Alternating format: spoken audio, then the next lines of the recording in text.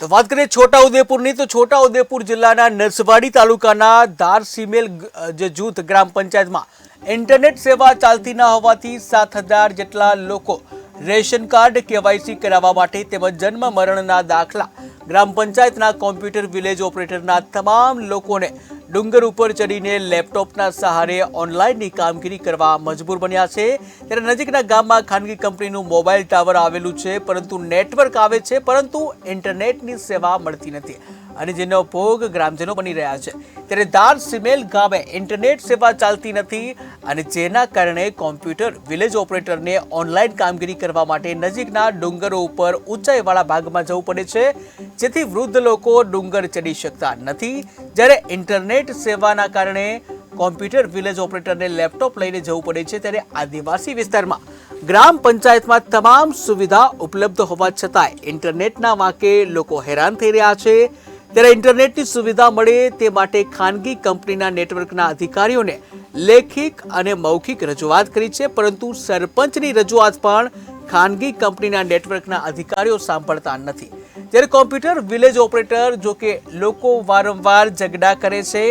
સમગ્ર દેશ 5G internet વાપરતો થઈ ગયો છે, ત્યારે અમારા ગામના લોકોને 2G નેટવર્ક પણ સરખું મળતું નથી।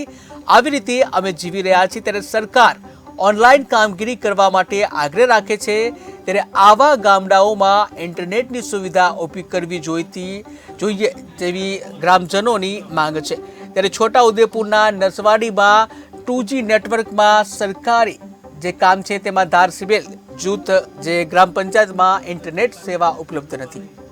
કામ છે ને અમે બધા કેવાયસી કરવા માટે આવ્યા છે ને નેટવર્ક ના હોવાથી અમારું કેવાયસી થતું નથી। એવું નહીં કે બીસી કામ નહીં કરતો, બીસી કામ કરે છે, પરંતુ ટાવર નહીં તો અંગૂઠો પડતો નથી। એના માટે અમારે ઊંચા ઊંચા ડુંગરે કાં તો 2-4 કિલોમીટર આગળ જઈને કામગીરી કરવું પડે છે। 9 મહિના થઈ ગયા નેટવર્કના, પણ કોલિંગ એટલું થાય છે નેટ ચાલતું નહીં। ધારસીમેલ જૂથ ગ્રામ પંચાયતમાં 6 ગામડા આવેલા છે, એમાં 7,000 જેવી વસ્તી છે અને અહીંયા મોબાઈલ નેટવર્કનો પ્રોબ્લેમ છે, કારણ કે લોકો અહીંયાથી 5-6 કિલોમીટરના અંતરમાં ગામડા આવેલા છે। તો જેવું કે ઈ-કેવાયસી હોય કે પછી જન્મ મરણનો દાખલો હોય કે આવકનો દાખલો હોય કે રેશન કાર્ડમાં નામ કમી સુધારો ઉમેરો, એના માટે લોકો આવતા હોય છે, પણ નેટના પ્રોબ્લેમના લીધે લોકોને બહુ મુશ્કેલી વેઠવી પડે છે। કારણ કે હું કામ કરું છું, પણ આખા દિવસની અંદર 1 થી 2 લોકોનું જ કેવાયસી થાય છે, પછી લોકોની બૂમો બહુ આવે છે, એટલા માટે હું થોડો ટેકરા પર જઈને કામ કરું છું। આ ધારસીમેલ જૂથ ગ્રામ પંચાયત છે।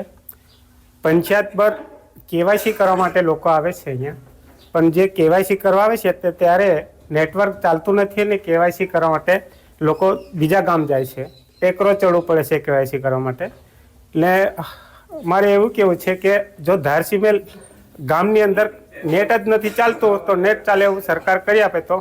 6 ગામની અંદર 7,000ની આસપાસ વસ્તી છે।